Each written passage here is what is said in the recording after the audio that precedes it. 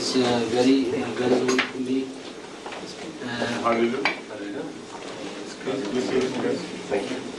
He got into in '84 with that newspaper up to it, and of that I copy I sent him.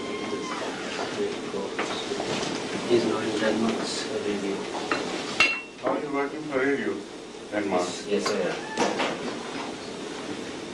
But you're not equipped with the radio. No, you see, in fact, I'm working for the local radio. Radio setup, huh? Local. I'm working for the local radio who concerns with local news. Yes, right. So, in the first time, you're not local news to us, but I'd like to read it to be more local.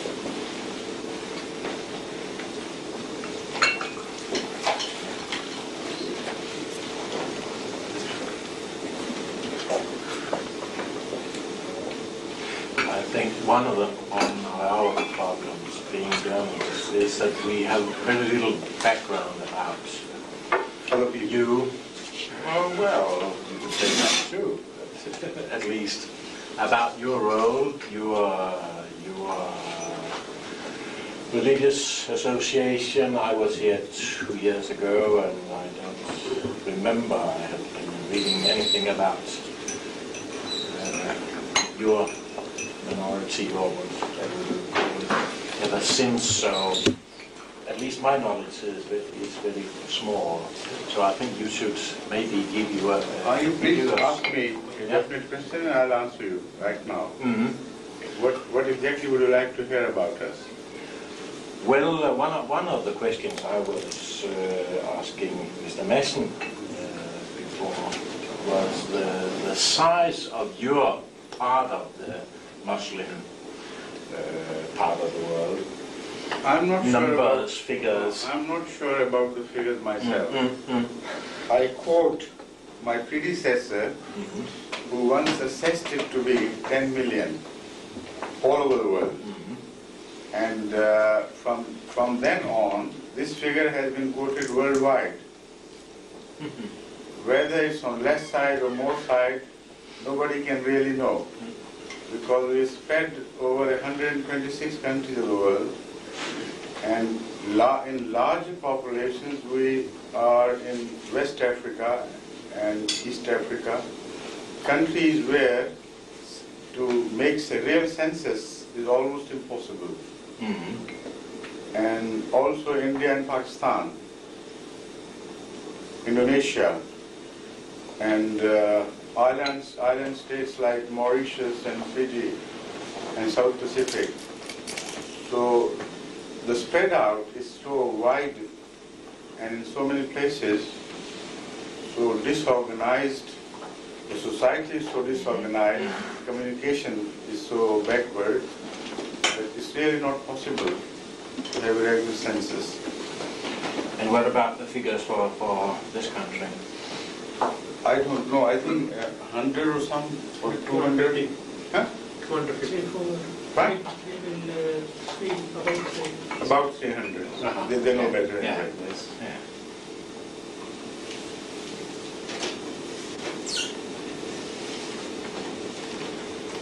Moreover, I have experienced that the population goes on shifting, and it's very difficult to keep track when you're small in every country, except in a few. Then you accept there, make a community, and then disperse because of economic reasons or migrate to other places, and you get lost to the overwhelming society where you move. So this process is also witnessed in our case, and positively the effect is sometimes very worrisome, because in places like Hungary, where we had got established in 1936, now there is, I doubt if there is any single entity to be traced. But we kept hearing from them from South America, particularly from Argentina.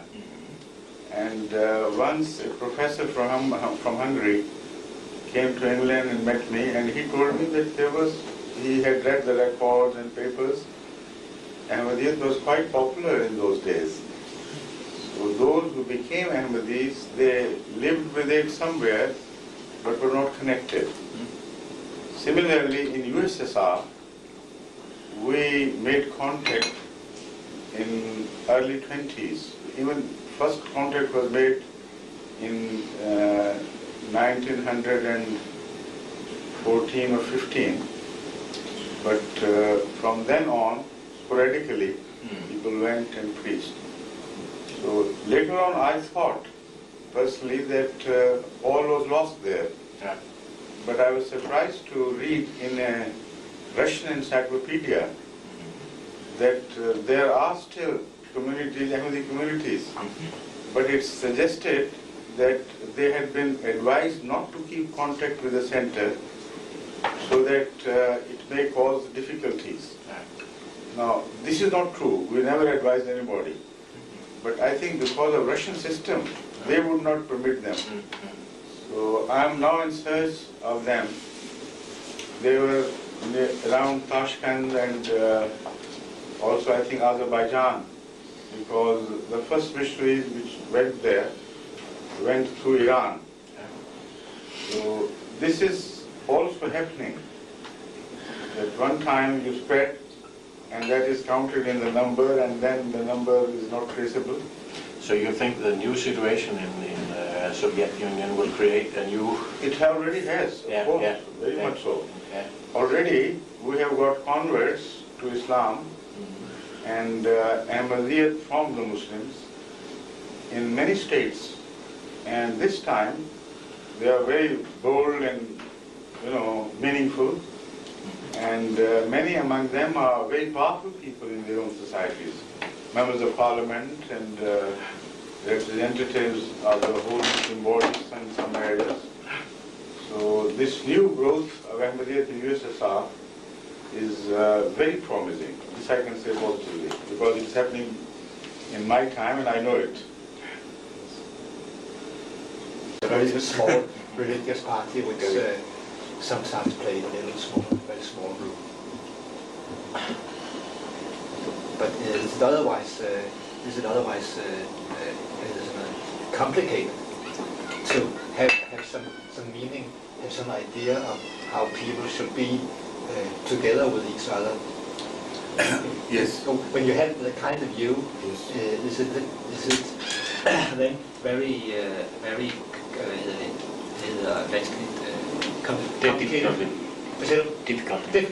difficult to don't use that humans that the way of human thoughts to involve in this thought in Yes. politics. You see, I have already dealt with this problem many a time. Last year, I was inquired from the Minister of Education in England about my suggestion regarding the new demands that religion should be reintroduced into schools. And he inquired from me what would be my reaction to this, what would I suggest. And what I suggested holds good here as well, everywhere in the world.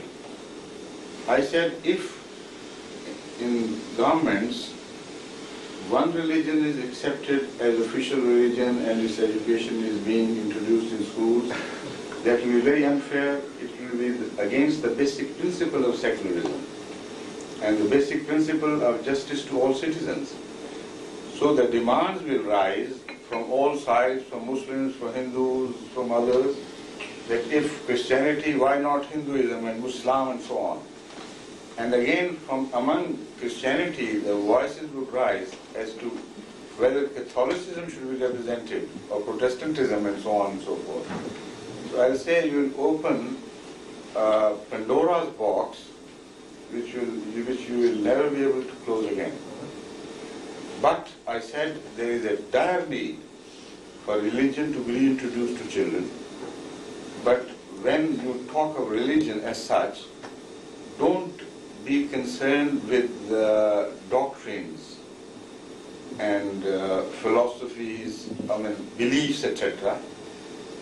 Leave that to the religious leadership and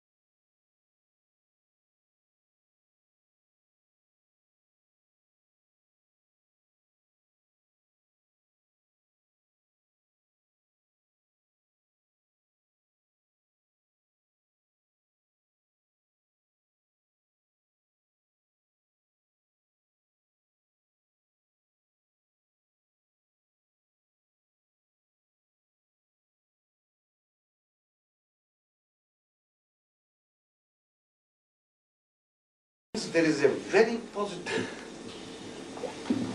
deep-rooted plan to keep Islam always involved in itself in such an ugly manner that it can never raise its head again. So the battle you hear about is all fictitious. It has no room, no root. Look, now come to the latest Middle East situation, Gulf War.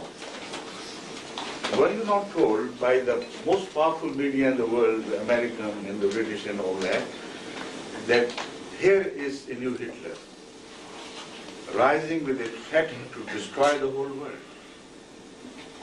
And so, large-scale preventive measures were taken, the whole world was involved, such heavy armament was moved to surround him, as one would feel justified when you hear the propaganda. Yes, if there is a Hitler, this has to be the measure. And what later on turned out to be, but what should have turned out to be even before? Why did not anyone in the West realize that the only one gun, super gun, which Iraq could possibly make, he was making with the help of some British firms, you know. And the only gas factory which Iraq had was made with German technology and German help. And all the weapons Iraq was using were borrowed from either USSR or from other Western countries. It could not make a single weapon of any meaningful usage, not even a good rifle. Yet there was a Hitler. You have forgotten Hitler. You have forgotten Germany.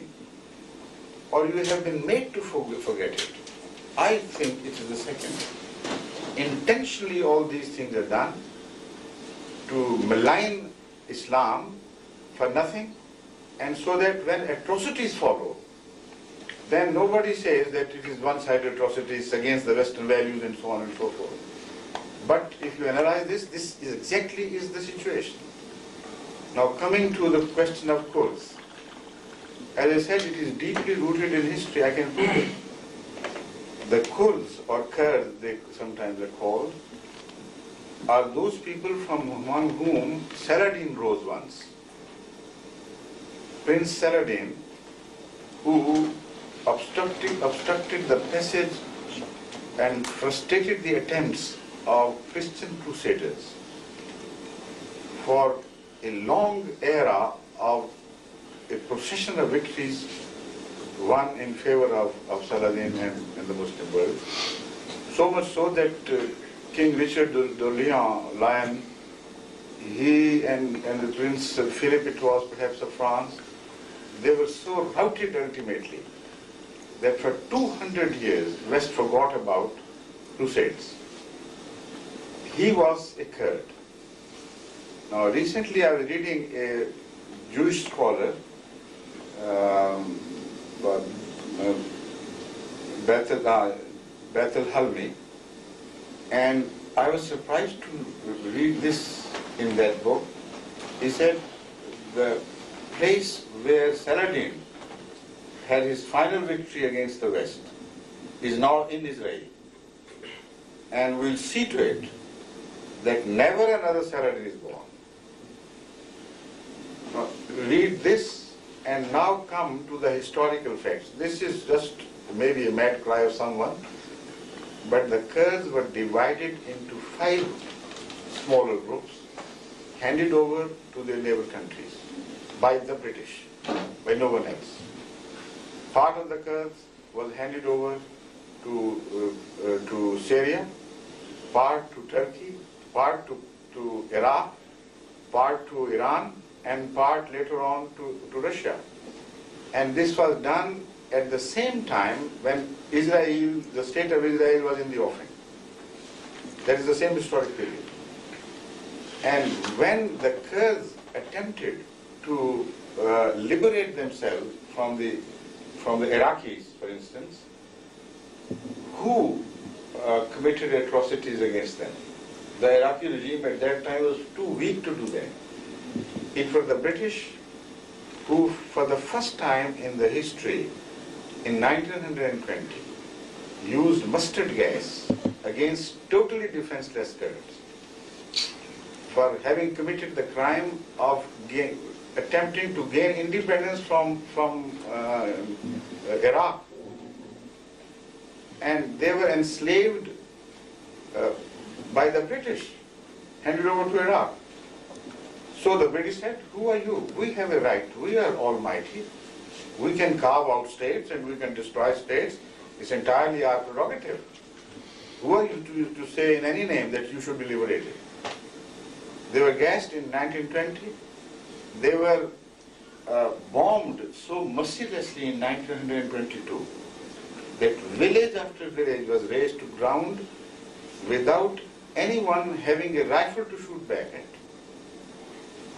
The result was, this is also recorded history, that one of the very senior pilots, British pilots, who was tipped for being future CNC, he was so sharply bitten by his conscience at what was happening, he resigned and returned to his country. He said, no more of my service in this Air Force, which is so brutal.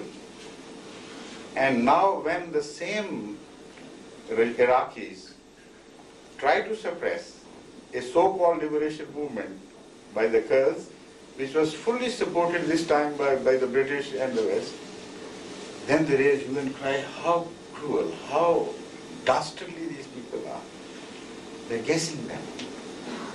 And they forget that when they were guessing Iran during the 8-year-long war, they were provided with all the know-how of how to make gas, and the West didn't move a muscle.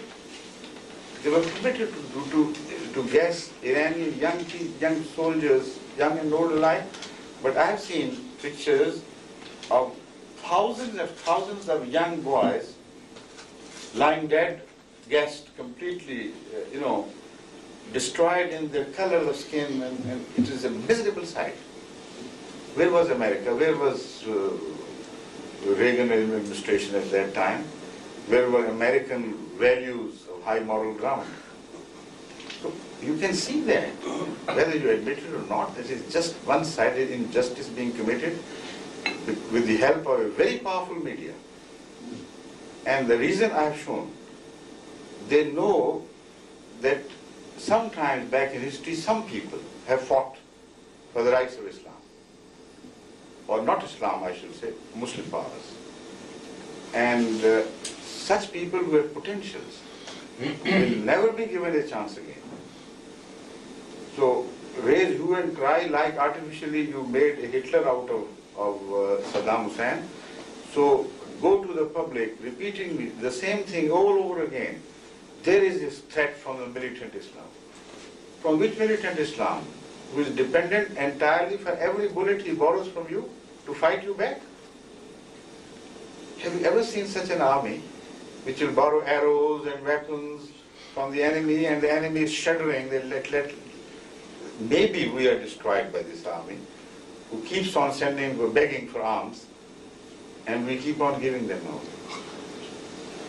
Again, what has been happening, where is the jihad, holy war, against the West? Show me one instance where West was ever threatened, but we know holy war in Iraq against Iran, Iran against Iraq. It was a war of attrition. 1 million Iranis were killed, 1 million or more Iraqis were killed, and the weapons were constantly supplied to them by the West, sold at sometimes at exorbitant prices. The result, the oil which God had given them was used to burn their own houses, and was also used to boost the Western rockets and Western industry and all that. So this is in a nutshell what truth is. And I only speak for truth. I'm not a racial... Does it say something to a Muslim, and has he an evaluation of these concepts? You see, I don't know what you mean by solidarity and egotism. Would you please explain it further? You know, unless I understand the question, If we should do you have created two platforms, Yes. one of ego and other of solidarity. not ego. So, then it's too easy to make a choice. No, it means if you put a look at the European political process, Yes. then it will be a kind of signal to tell that there is a movement for solidarity, the socialistic movement which said we can do nothing by our own, we can only do something when we stand together. And they call that kind Understand, of yes. solidarity. And the other... Individualism. Yes, Yes, right, understand. that's right. Has this two movement, this I explain. moral Yes. is Of course, something... now I have got you. All right. I'll explain, yes.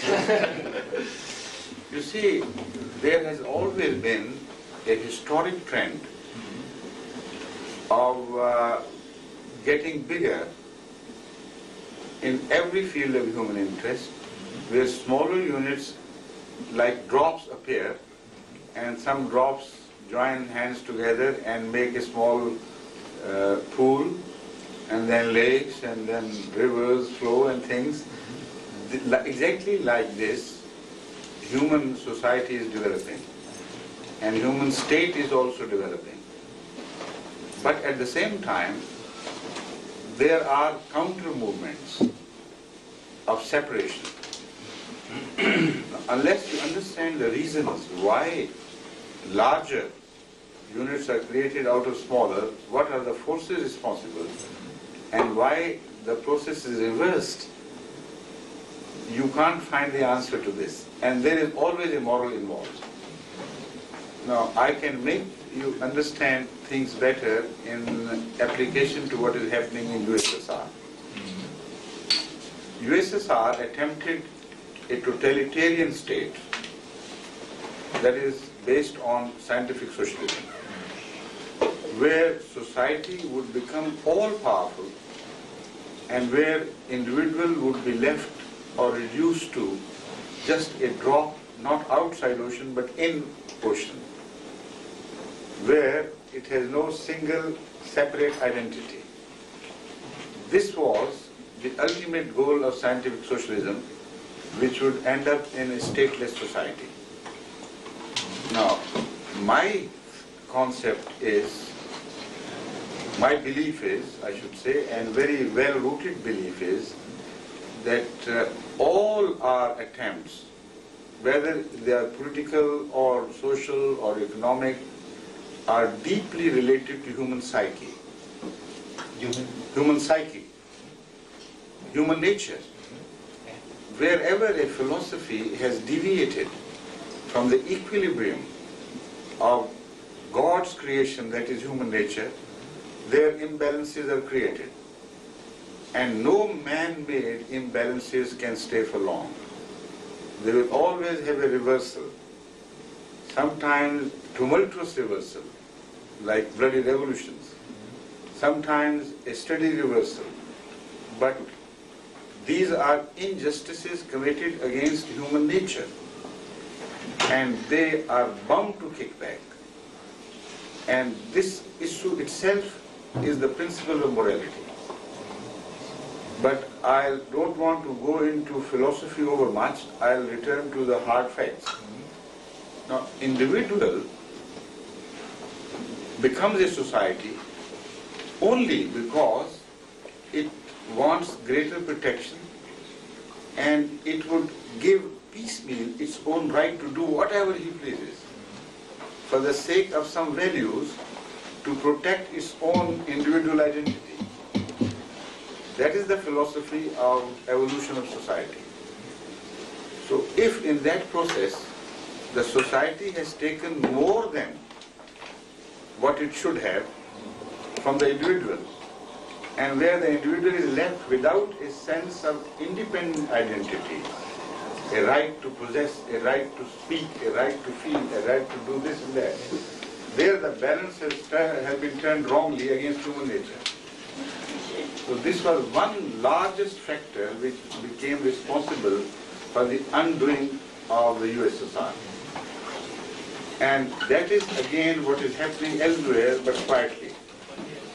It was not a victory of capitalism at all. That is very naive of some powers to exult over this. Capitalism has won. It is not.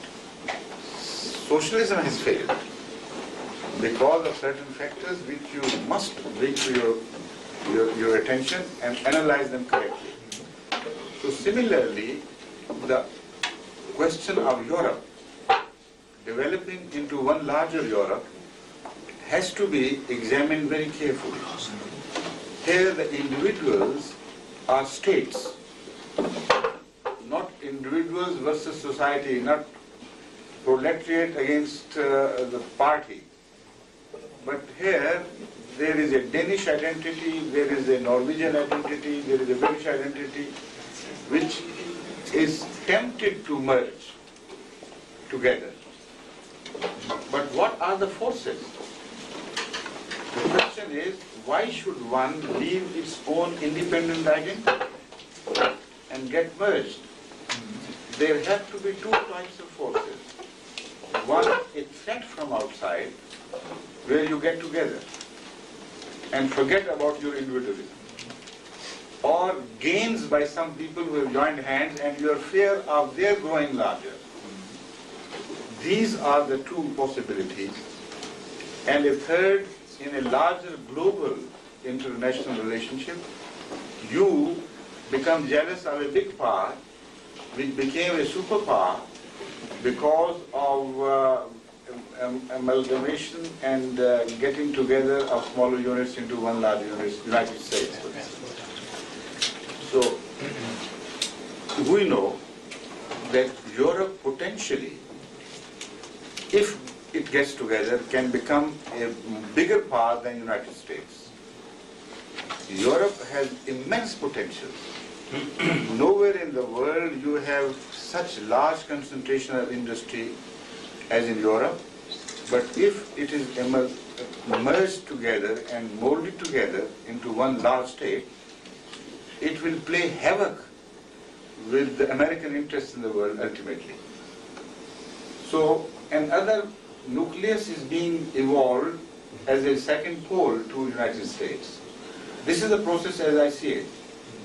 Now this process may create other imbalances where Danes are left with a heart burning that perhaps Germans and the British are having a much larger say in that united Europe than we have, if you join the community, I mean, where the French will have their old jealousy with the English, renewed once again, where the Germans would begin to see England as far too diplomatic and dishonestly diplomatic to remain a member of the society as a whole. So such factors will start the undoing. But there are other dangers involved. The dangers which I see will appear from their international relationship. America has some markets, and America is at a disadvantage than Europe. If the American markets are politically controlled by America, then they will remain in their hands.